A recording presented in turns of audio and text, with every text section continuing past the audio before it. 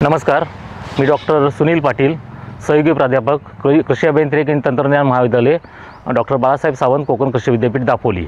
या ठिकाणी मी तुमच्यासाठी आज मनुष्यचलित हायड्रोपोनिक यंत्रणा याविषयी माहिती आणि प्रात्यक्षिक घेऊन आलेलो आहे।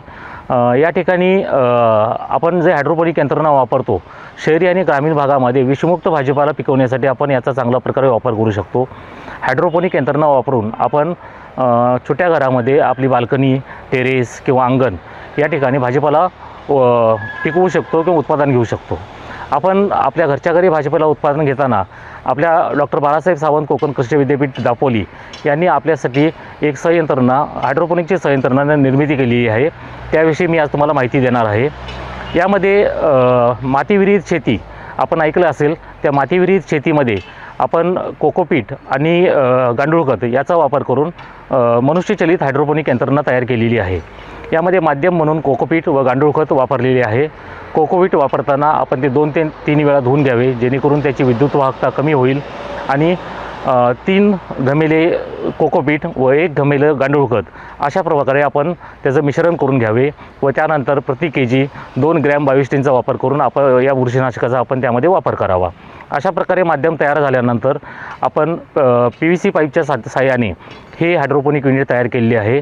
90 mmच्या PVC पाईपमध्ये त्याचा जो 28 सेंटीमीटरचा परिघ आहे, त्यापैकी 7 सेंटीमीटरचा परिघ कट करावा आणि त्या कट केलेल्या परिघामध्ये पाईपला दोन्ही बाजूने एंडकॅप लावून घ्याव्यात।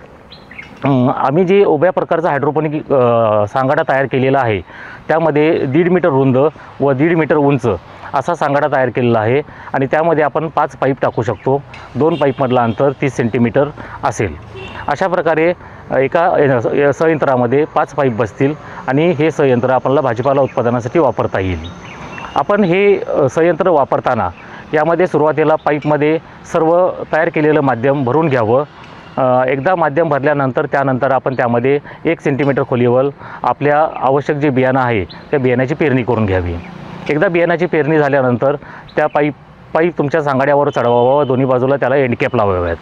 तसेच या पाईपला पाणी देताना आपण फवारणी पंप किंवा छोटा स्प्रे पंप याच्या सहाय्याने पाणी देऊ शकतो। या हायड्रोपोनिक यंत्राला आपण खते देताना देखील फवारणीच्या सहाय्याने 19-19-19 किंवा युरिया किंवा 13-0-45 यासारखी खते फवारणीतून किंवा पाण्यातून या आपण संयंत्राला देऊ शकतो। 30 ते 40 दिवसामध्ये आपला भाजीपाला तयार होऊन हार्वेस्टिंगसाठी तयार असेल आणि एकदा हार्वेस्टिंग केल्यानंतर आपण लगेचच दुसऱ्या पिकाची त्यामध्ये नियोजन करू शकता। अशा प्रकारे आपण वर्षातून 10 ते 12 वेळा आपण एका हायड्रोपोनिक यंत्रामधून उत्पादन घेऊ शकतो। एका वेळेस एका बॅचमध्ये आपण एका यंत्रातून आपल्याला 3 ते 4 किलो भाजीपाला मिळतो आणि आपलं जर कुटुंब मोठं असेल तर आपण 2 ते 3 हायड्रोपोनिक यंत्र वापरू शकता। या हायड्रोपोनिक संयंत्राची किंमत 4000 रुपये आहे आणि आपण घरच्या घरी हे यंत्र बनवू शकता आणि विषमुक्त भाजीपाला आपल्या कुटुंबाला देऊ शकता। आपल्याला आवडल्यास हा व्हिडिओ लाईक करा, फॉलो करा, सबस्क्राईब करा व इतर शेतकऱ्यांना शेअर करा। यायोगे आम्हाला असेच नवीन व्हिडिओ बनवण्याचं प्रोत्साहन मिळेल व आम्ही नवीन व्हिडिओ आपल्यासाठी घेऊन येत राहू। धन्यवाद।